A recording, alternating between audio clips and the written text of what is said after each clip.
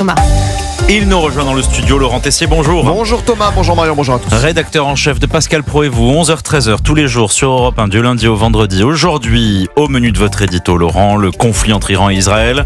Vous êtes intéressé de près à certains invités réguliers dans des médias. Oui Thomas, quand une très grande actualité arrive, vous avez des personnalités, des experts comme on les appelle, qui sortent du lot, qui sont donc invités régulièrement sur les plateaux télé, radio pour livrer leurs analyses. Et une personne a particulièrement retenu mon attention, Agnès Levallois, présentée comme enseignante à Sciences Po Paris, présente particulièrement sur le service public France Info, France Inter, France 5.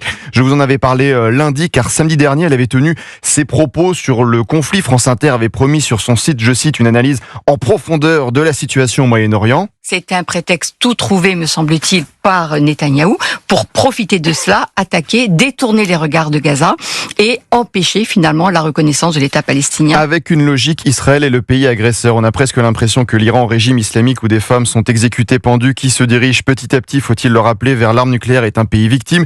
Agnès Levallois, dit ce qu'elle pense, c'est la liberté d'expression, mais c'est intéressant de regarder tout son CV. Qu'a pu dire cette enseignante par le passé? C'est important de savoir qui nous parle à la télévision, à la radio.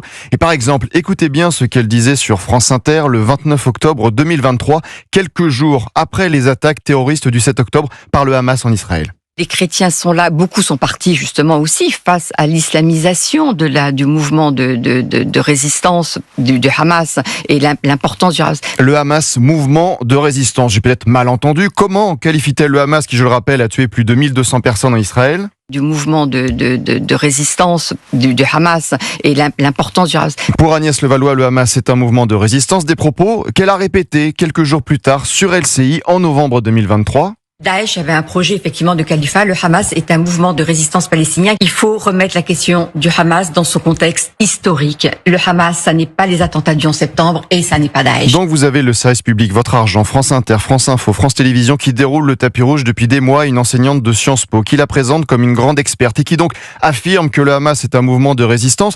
Ça me rappelle quelque chose. Oui, la députée de la France Insoumise, Danielle Obono, qui avait lancé aussi cette phrase sur Sud Radio le 17 octobre 2023, quelques jours aussi après les attaques terroristes. C'est un mouvement de résistance qui résiste à une occupation. Donc c'est un mouvement de résistance. Oui.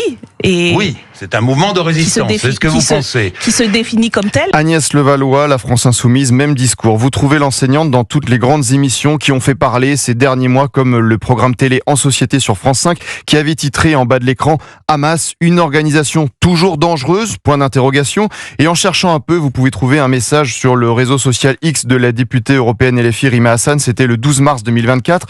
Aujourd'hui, je cite, « J'ai le plaisir de participer à cette journée d'études sur la Palestine organisée à l'INALCO, l'Institut National des Langues et Civilisations Orientales à Paris, avec la participation d'Agnès Levallois. » Comme c'est bizarre. Ça va devenir, c'est un gag, Agnès Levallois. Alors comme le service public l'invite partout en ce moment et ne vous dit pas réellement qui vous parle, la prochaine fois que vous l'entendrez par exemple sur France Info qui essaie de se rassurer, de se donner bonne conscience avec son nouveau slogan en ce moment. L'information n'est pas une opinion. C'est loupé et rappelez-vous juste qui vous parle, une militante d'extrême gauche.